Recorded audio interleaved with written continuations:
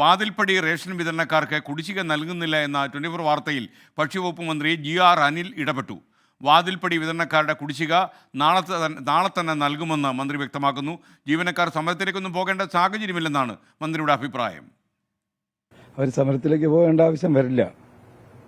ഓണത്തിന് തൊട്ട് മുന്നേ 13-ാം തീയതി വൈകുന്നേരം 6:30 മണിക്കാണ് ആ അക്കൗണ്ടിലേക്കുള്ള പണം അനുവദിച്ചത്. അവരോട് ഞങ്ങൾ വിളിച്ചു പറഞ്ഞു, ഓണം കഴിഞ്ഞ് 18-ാം തീയതി അവർക്ക് 2.5 മാസത്തെ കുടിശ്ശിക നൽകാനുള്ള നടപടി സ്വീകരിക്കുമെന്ന് പറഞ്ഞിട്ടുണ്ട്.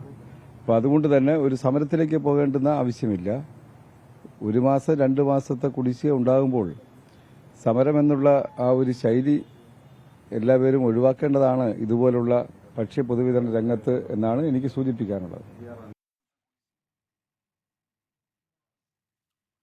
MG പ്രതീഷ് തിരുവനന്തപുരത്ത് നിന്ന് തത്സമയം ചേരുന്നു. Pratheesh, good morning. പറയൂ വിശദാംശങ്ങൾ.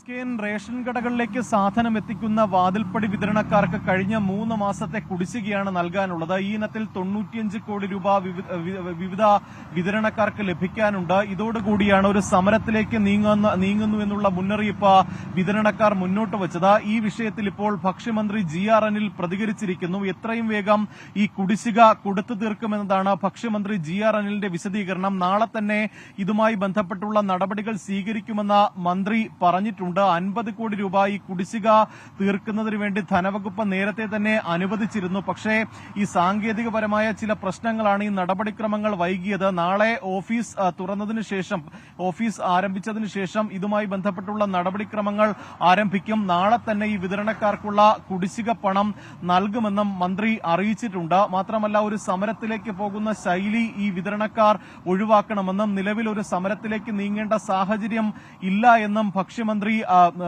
അറിയിക്കുന്നുണ്ട്. എന്തായാലും ഈ നേരത്തെ ഇവർ സമരവുമായി മുന്നോട്ട് പോകുന്ന ഒരു സാഹചര്യം ഉണ്ടായിരുന്നുവെങ്കിൽ അത് റേഷൻ വിതരണത്തെ അടക്കം പ്രതികൂലമായി ബാധിച്ചേനെ. പക്ഷേ സർക്കാരിന്റെ ഭാഗത്ത് നിന്ന് അല്ലെങ്കിൽ ഭക്ഷ്യവകുപ്പിന്റെ ഭാഗത്ത് നിന്ന് ഒരു അടിയന്തര നടപടി ഉണ്ടായിരിക്കുന്നു എന്നതാണ് ഈ മണിക്കൂറിൽ പുറത്തുവരുന്ന ഏറ്റവും പ്രധാനപ്പെട്ട വാർത്ത. അതുകൊണ്ട് തന്നെ ഈ വിതരണക്കാർ ഇനി സമരത്തിലേക്ക് നീങ്ങില്ല. ഈ കുടിശ്ശിക കൊടുത്തു തീർക്കുന്നതോടുകൂടി തന്നെ ഈ പ്രശ്നങ്ങൾ പരിഹരിക്കപ്പെടുകയും ചെയ്യും. SK.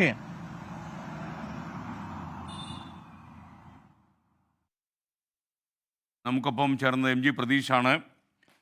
സീനെറ്റ് പറഞ്ഞ 24 വെബ്സൈറ്റിൽ യൂട്യൂബ് ഫ്ലവേഴ്സിൻ്റെ യൂട്യൂബ് ലൈവ് കൊടുത്താൽ യൂട്യൂബ് വ്യൂവർഷിപ്പ് കൂടുമെന്ന് പറയുന്നു. സീനെറ്റ്സ് വിഷമിക്കേണ്ട. നമ്മുടെ ഈ ചില രാജ്യങ്ങളിലൊക്കെ തന്നെ ഈ ഫ്ലവേഴ്സ് പേ ചാനലാക്കിയതിന് ശേഷം ലഭ്യമല്ലാത്ത സാഹചര്യമുണ്ട്. പ്രത്യേകിച്ച് ഈ സൗദി അറേബ്യയിലെ ചില പ്രദേശങ്ങളിലൊക്കെ തന്നെ ഫ്ലവേഴ്സ് ഇപ്പോൾ കാണുന്നില്ല. അങ്ങനെയുള്ള സ്ഥലങ്ങളിലൊക്കെ തന്നെ ഫ്ലവേഴ്സിൻ്റെ ഈ TV ലൈവ് നിങ്ങൾക്ക് യൂട്യൂബ് വഴി കാണാൻ കഴിയും. നിങ്ങൾ ഫ്ലവേഴ്സ് കോമഡി എന്ന ഞങ്ങളുടെ പേജിൽ പോയാൽ മതി. അപ്പോൾ അത് ലോഗിൻ ചെയ്താൽ നിങ്ങൾക്ക് ഫ്ലവേഴ്സ് TV ലൈവ് കാണാൻ പറ്റും.